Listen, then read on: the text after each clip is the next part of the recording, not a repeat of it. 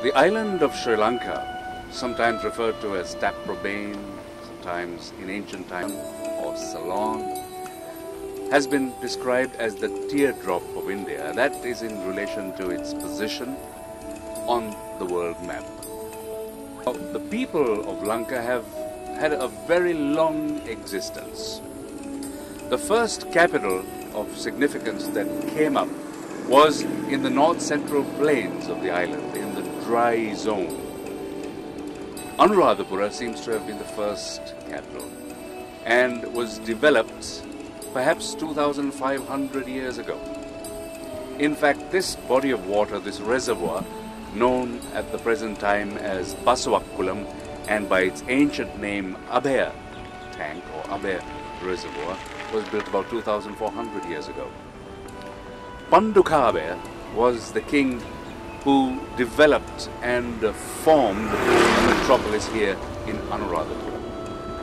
And it is very interesting that there has been some vibrant trade that has been going on in those ancient times with people of Greek origin. In fact, the Greek ambassador from the Seleucid court to the Mauryan Empire in India has written about the trade in pearls and elephants in this land. And also coinage of Roman origin as well as ancient Chinese coins that have been found in excavations done here in Anuradhapura also prove that there has been vibrant trade in silks and satins, in gold, silver, and many other products besides, including gems. And one of the ancient names for this country was Ratnadvipa, which means island of gems. Pandukabhaya developed this area as a metropolis and as a capital in the 4th century before our common era. It was not until 100 years later, in the 3rd century before the common era, that Buddhism arrived here during the time of King Tissa.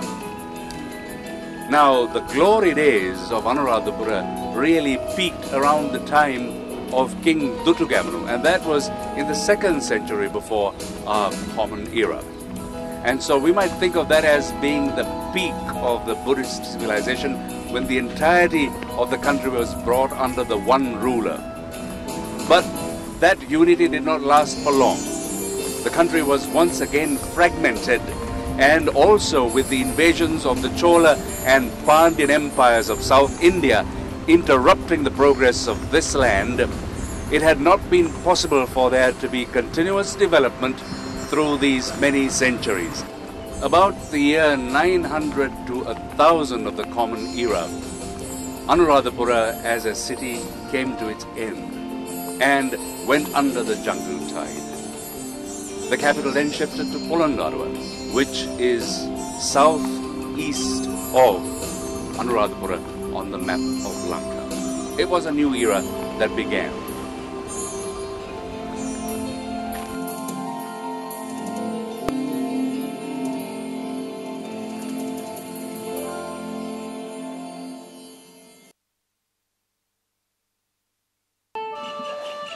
This monastery here is known as Isuramuniya.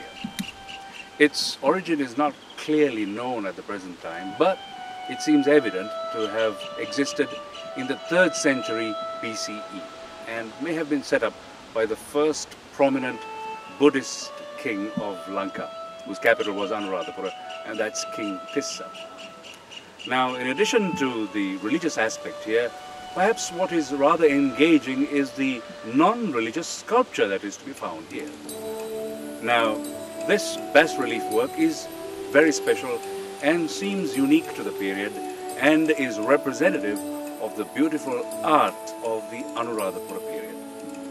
And so, when we get a closer look, you will appreciate the sculptor's art here, how he has used the natural contours of the rock to form his images. The elephants, as well as this rather engaging couple known as the Isuramuniya lovers. Who they were, well, is a matter of conjecture. But it is beautiful work.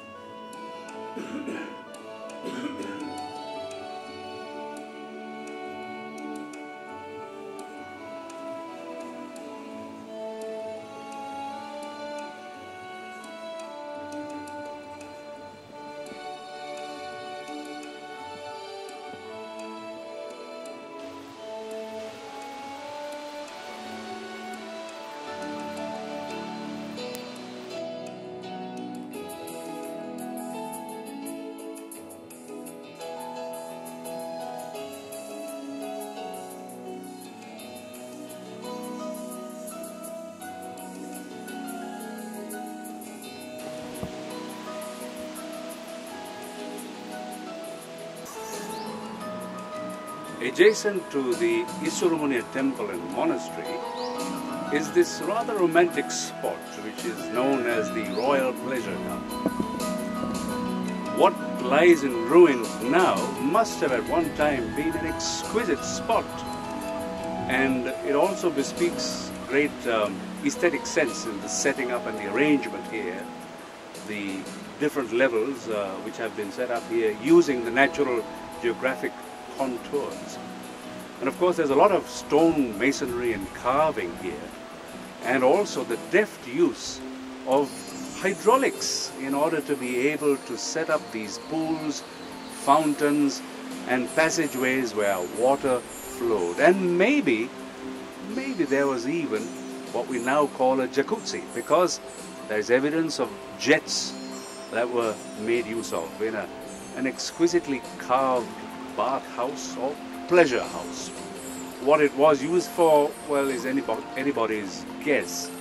But however, when you do look at it, it's a lovely little spot for a little cuddle up. And probably that's what the royals did.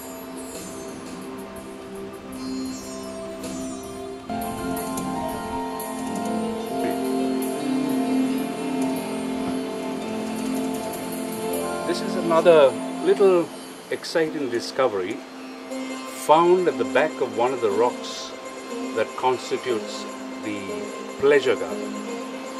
What it is not absolutely sure, but it certainly has a relationship with the Babylonish astrological charts, and this seems to add credence to the fact that there was communication between the ancient Mesopotamian world and also South Asia from very ancient times.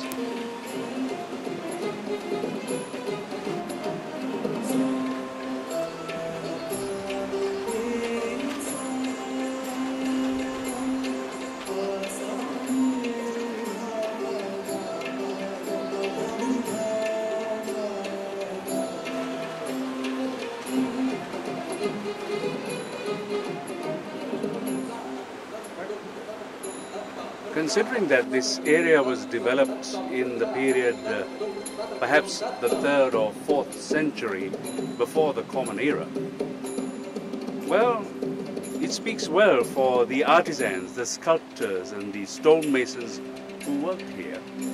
And what an engaging frieze is to be found right here in the twin pond setup in this pleasure garden. And you notice the attention to detail, and that's really wonderful work here.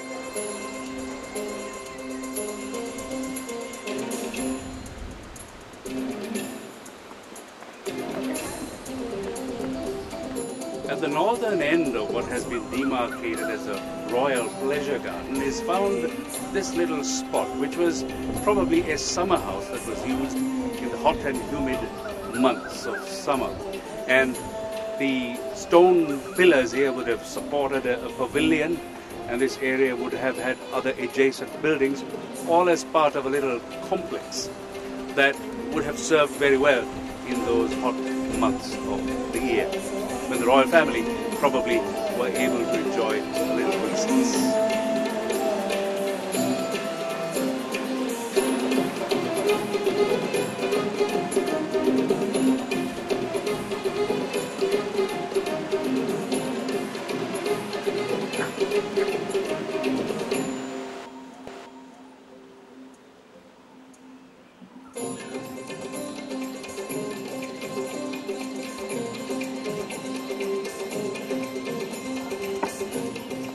Here we have an excellent example, well preserved, of what is called a guard stone. This has some certain symbolisms enshrined here, which perhaps is too complicated to explain, but what is perhaps of interest is this guardian deity and the detail of the carving on stone.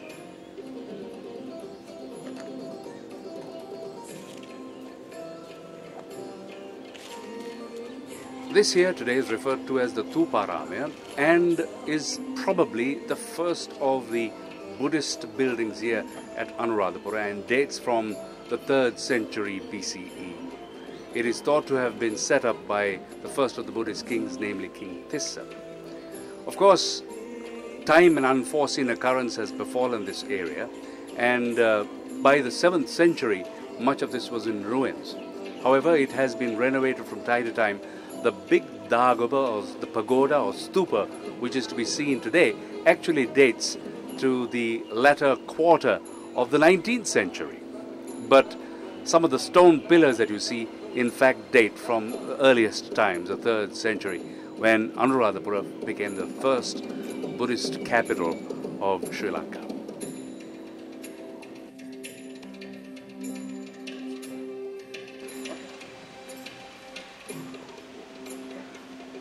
This particular building that you now see in ruins was in very ancient times, back again in the earlier period when King Tissa had allowed Buddhism to flourish in this country in the 3rd century BCE.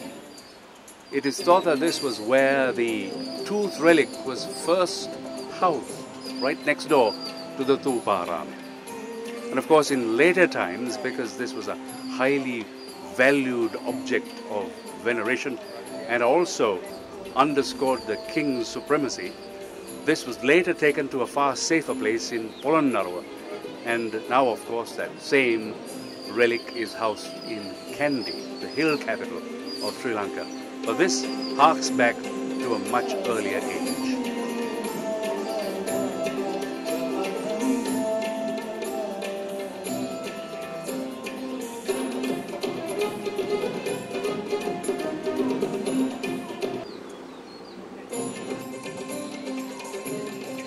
This here is referred to often as the Brazen Palace or the Loha Prasada. Of course, there is no evidence of brass at all. What we do have are 1,600 pillars of stone. The original building was probably constructed in the 3rd century BCE by King Tissa himself. Later on, it moved its position as a chapter house and became a palace, probably under King Dutugamon. But however, much of this construction was of wood, and just 15 years after it was completed, there was a fire and the whole building was destroyed. Subsequent to that, it was restored many times over, and on each occasion it met with disaster. So all we have now are just the remnants. This was supposed to have been a building of 7 or 9 stories. And when we look at the surroundings, we have an idea of the grandeur that must have existed back then. But it was only during the medieval period that again this area saw a resurgence of interest, and one of the great kings of the Polonnaruwa period rebuilt this. But then again, it was destroyed once more. So this place was always destined to be just a set of ruins. But nevertheless, it was intended as a palace. This ancient tree behind me is known as Ficus religiosa, and makes a great deal of sense to call it that, for it is believed that the parent tree, which is found in Bodh Gaya in India, was where Siddhartha Gautama, the prince, achieved Buddhahood or enlightenment. In the 3rd century before our common era, during the Anuradhapura period, and in the time of King Tissa, he saw to it that a sapling or a plant from that parent tree was brought here, thus making this the world's oldest historical tree. Somewhere in the region of 2,220 years or so. This same tree continues to date. And you would notice that it is propped up. Interestingly, Faxian, who was a Chinese Buddhist monk who visited this island in the 5th century of the Common Era, makes an observation that the tree was bent down and therefore was propped up. Well, in the 21st century, those same props continue, which is rather interesting, thus underscoring the historicity of this particular tree. So this is a significant place of veneration and religious observance for Buddhists, particularly of Sri Lanka, but it has also been of interest to visitors from overseas, as we mentioned, the visiting monk from China of the 5th century. And so this forms the central focus of religious life in Anuradhapura city, the ancient city. And even at the present day, thousands of pilgrims flock here at certain festive times of the year. Mahinda was the son of the Mauryan Emperor Asoka, who introduced Buddhism to Sri Lanka. And his sister, who was the first among Buddhist nuns, Sanghamitra, was the one who is credited with having brought the Bo sapling, or the plant from the parent tree, and transported it to Lanka and handed it over to the king of Lanka, who then saw to it that in this special preserve this tree was planted. And so the tree continues. Today there is a golden fence that is around it and is significant of the kind of veneration that is bestowed upon this tree.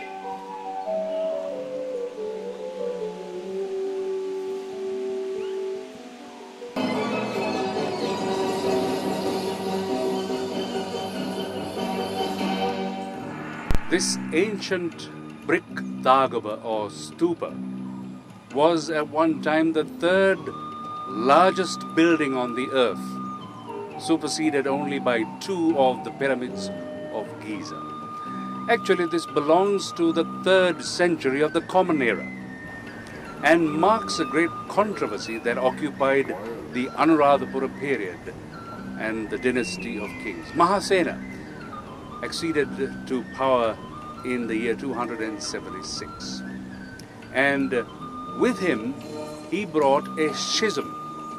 There was a great religious heresy or controversy that had developed. 2 schools.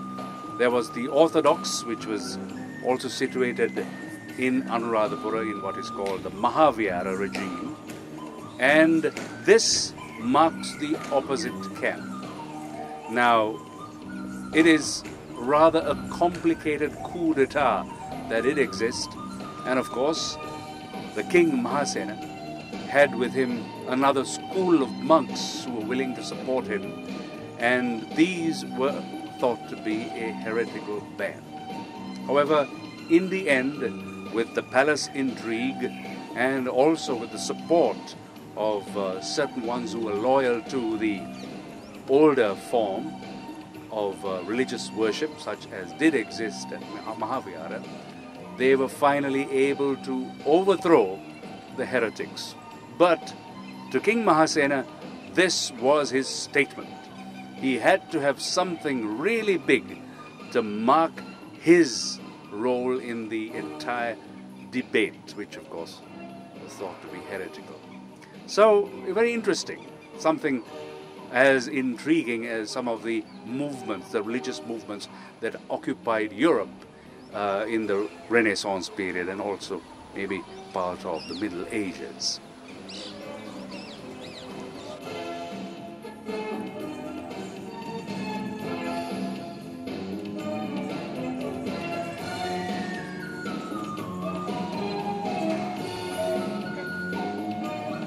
This great schism or heresy that involved King Mahasena was by no means a disorganized breaking away from the Orthodox tradition, but rather it seems to have been supported, well supported, with a whole complex.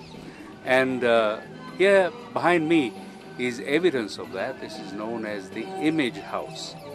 And so here was another tradition that was side by side with the Orthodox, and it did survive for a while until the Mahavihara regime was able to overtake this group of heretics.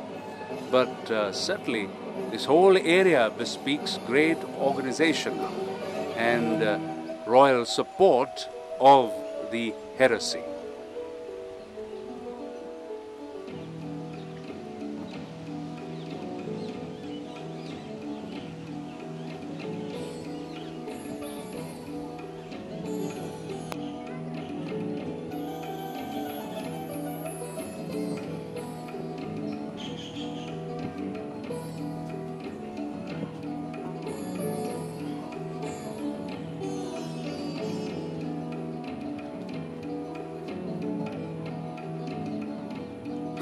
This stupa or chaitya had its construction begun in the 2nd century before our common era, probably around the year 144 BC.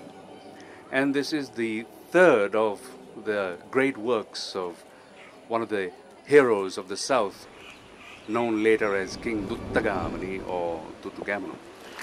And while he was a sick man and about to die, the work was completed. It was done at great expense, and this place is known now as Ruanvelisaya. It was also the center of orthodoxy of the Anuradhapura period, and so is also part of the Mahavihara complex. And what is interesting is that after the period when all of this area was under the jungle tide, it has now been restored, and there's a certain organic viability that has been brought back to this area. And as is probably evident from the activity that you see around me, there is plenty of visitors that do arrive here, regular visitors, devotees from all over the country, and in fact from other parts of the world too, who come here to this center. And it is believed that right at the center and at the foot of this is found a casket containing the bodily remains of Siddhartha Gautama, the Buddha. Now, right at the top there was a fist-sized ruby at the pinnacle of this stupa, which of course was lost. But maybe around 40 years ago, there was a gift from the people of Myanmar, then Burma, and now a rock crystal standing about 2 feet tall has been gifted, and once again the pinnacle of this Dagaba or stupa is adorned, and with all modern accoutrements such as lighting and so on. This is now very much a modern place for religious worship and observance. But there again, as I said before, for many centuries this was under the jungle tide and forgotten. The third great work of King Dutugamanu.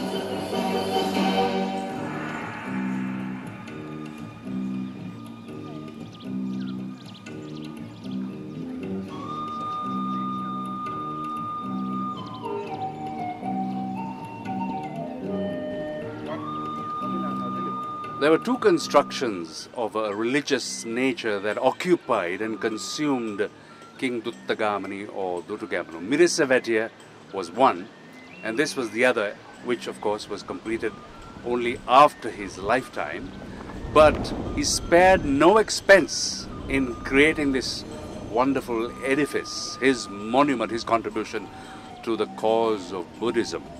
And it is said that the foundation here was of a soft clay upon which these stones were then placed, and elephants were then called upon, maybe many hundreds of them, to tamp it down and make firm the foundation.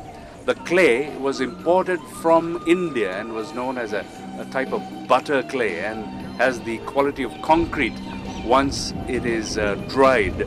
So the stone flagging was placed on top of that, and then the construction began thereafter. There is supposed to have been a great amount of copper as well as silver that was used in the construction process. Today there's not that much evidence, but the statuary and all of the attendant features here were done at great cost. And it was also believed that the king made sure that every worker was paid proper wages. And the merit for the construction was supposed to have devolved upon the king himself, because he did everything without expecting anything in return. So that's part of the legendary background to this Ruan Valley Saya.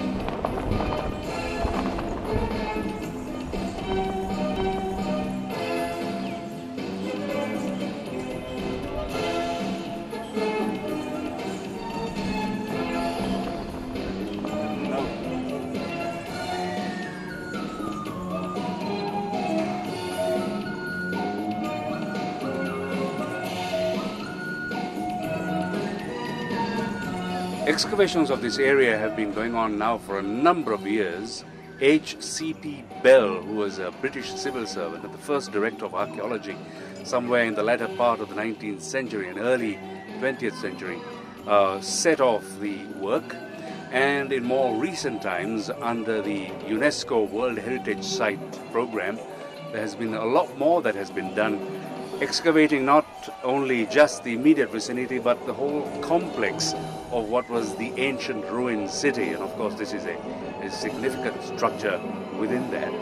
And while the excavation was being done, all sorts of interesting artifacts from ancient times were unearthed, and some of them were part of balustrades and decorative items, gargoyles, little dwarfs, and so on and so forth from the different friezes, etc., and bas-relief features have been unearthed. And how this all fits into the entire large picture is yet to be deciphered, but nevertheless it is interesting that all of this handiwork of the ancient peoples have been discovered.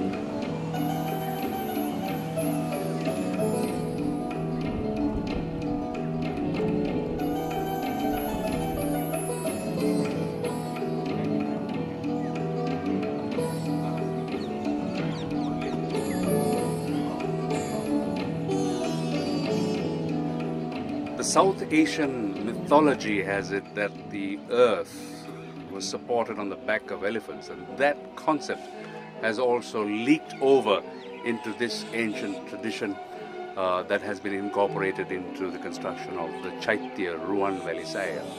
And of course, in more recent years, the restoration and reconstruction has been with the sort of enthusiasm, the tacky enthusiasm that has characterized Las Vegas or someplace like that. But as we are able to observe just behind me was the original construction, and the elephant feet are just about what is evident now. This was the center of Buddhist orthodoxy in Lanka, and was said to have supported from between 3,500 to 5,000 monks in a whole monastic complex. And we have an idea of the grandeur and largeness of that arrangement when we have a look at such structures as do remain somewhat in a ruined and neglected state. But this is a pond, and round and about were buildings to house the monks, and also very elaborate arrangements to feed as many as 5,000 people before noontime.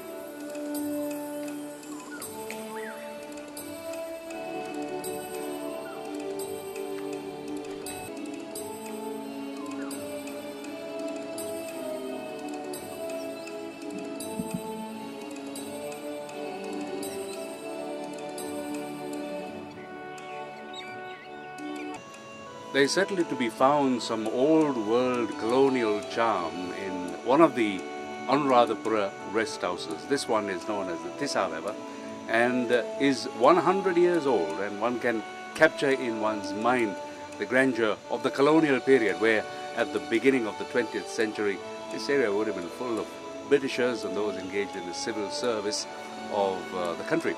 And one can perhaps imagine that they would spend an evening playing a game of cards and enjoying a walk out in the cool. This is now under what is called a sacred area of ancient Anuradhapura in the modernity of today. And so, of course, there are certain restrictions with regard to fun and games that one might be able to enjoy here. But nevertheless, the hospitality is wonderful. About 25 years before the construction of the Ruan Velisaya was begun, King Duttugamanu or Duttagamani constructed this one, which is known as the Mirisavatya Vihara or Stupa. And this was probably around 158 BC and was said to be after the vanquishing of King Ellara, a king of South Indian origin. That the conflict was not based along ethnic lines but rather along political lines is indicated by Duttugamanu's attitude toward the king Ellara, the very king whom he had vanquished. He thought he was a just and noble king and also had him commemorated with highest honor. So it shows that the attitude toward the man was very noble. But Mirisavatya is the monument to that victory. And of course, this was begun as the earliest of his religious works, and thereafter the emphasis shifted to the more modern or relatively new Ruan Velisaya.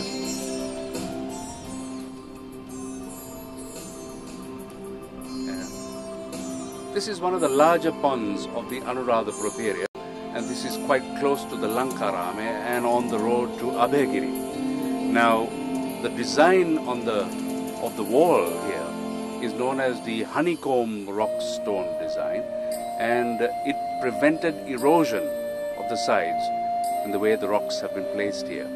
And also we can see a very elaborate structure here which served to provide the water from nearby Abhaya tank or the Baswa Kulam.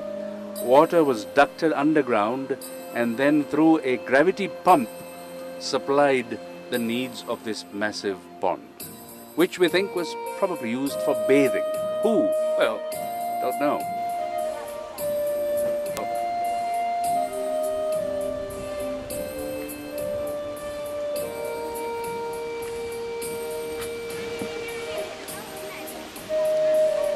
This is known as the Abhayagiri Stupa and was part of another monastic complex, and this straddles the period before the Common Era because it saw its completion somewhere in the Common Era. But Duttagamani Abhaya was the one who first started this, and it was thought that there was a Jain monastery here before the construction of this stupa. And of course at the present day this is being restored as is evident. Now this was significant in addition to everything else. This was significant as a spot that marked what was called a big schism, because in subsequent years there was another orthodoxy that developed in rivalry with the Mahaviharya system. Tantrism and the Mahayana philosophies were taught here by the incumbent abbot. All of this in that period 100 AD and also 88 BC. That was the period.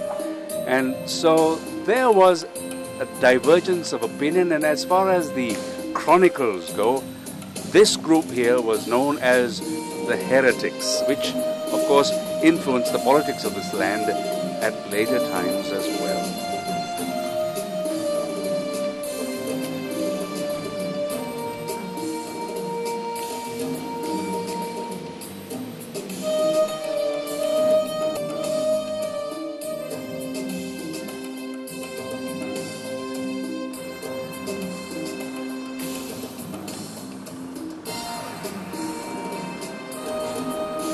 This is referred to as the twin ponds, but of course one pond is larger by 40 feet, so they're not really twin ponds. But they bespeak great skill in hydraulic management. The way the water comes in and is preserved and remains cool even in the hottest weather is significant. This was constructed for use by the monks of the Abhayagiri school or monastic complex. Abhayagiri, of course, as we said, marked the heretical group as far as the ancient chronicle was concerned. They were known as the heretics. So the monks there, probably numbering more than 1,000, had access to such a facility as we're able to recognize here. Now, of course, the stonework here is splendid.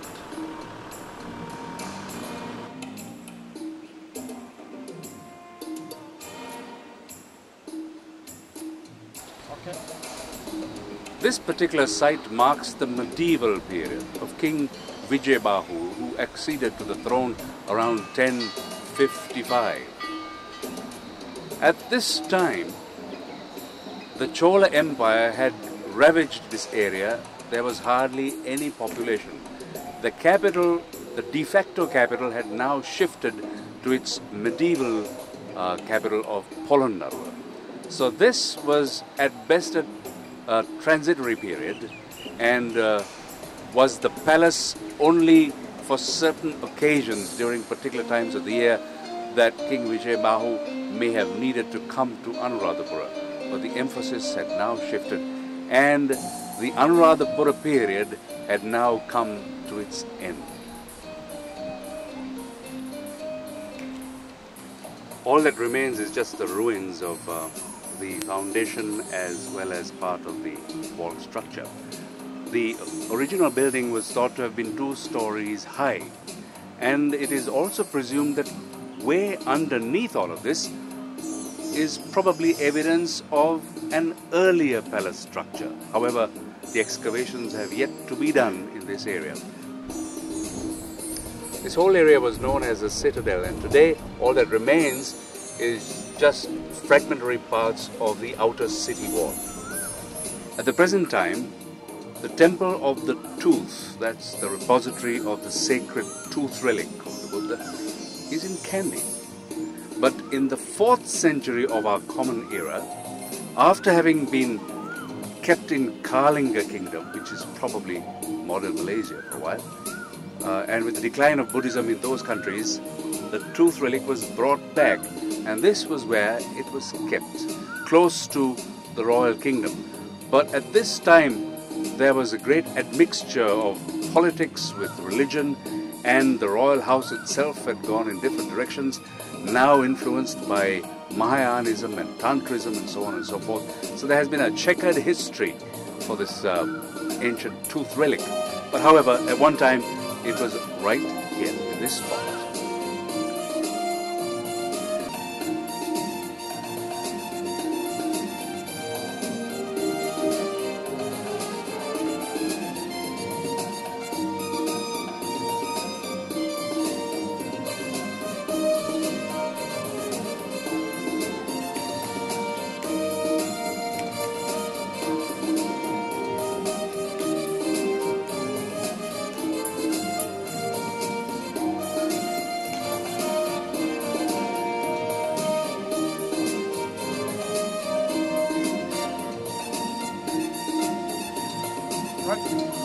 This is all part of the arms hall, and of course this would have been a covered area, now exposed to the elements. But in those early days, in the 3rd century before the Common Era, this was a food trough. Many meals would have been served up in this trough, and of course the monks and others with their begging bowls or alms bowls would have come and helped themselves to the food that was kept in this huge trough.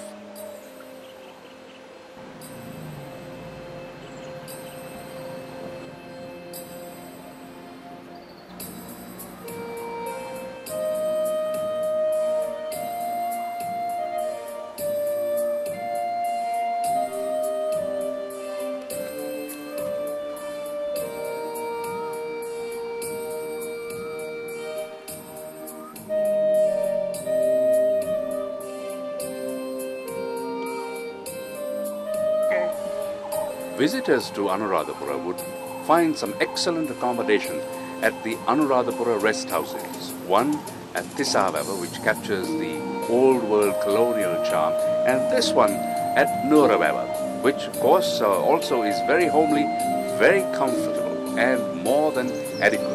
and the cuisine often unforgettable. And the Nuwara Rest House also boasts a swimming pool and some very comfortable bedrooms.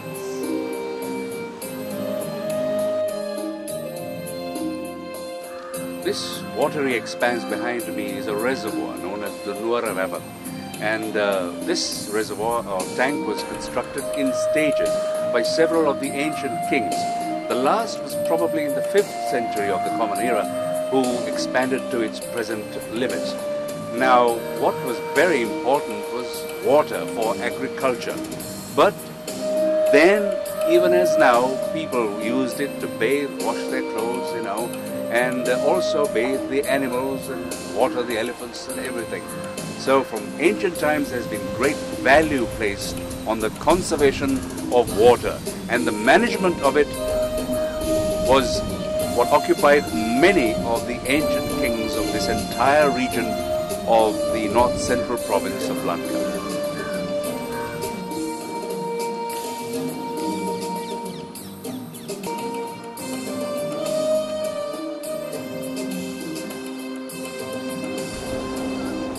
Here's another example of the ancients' interest in water management.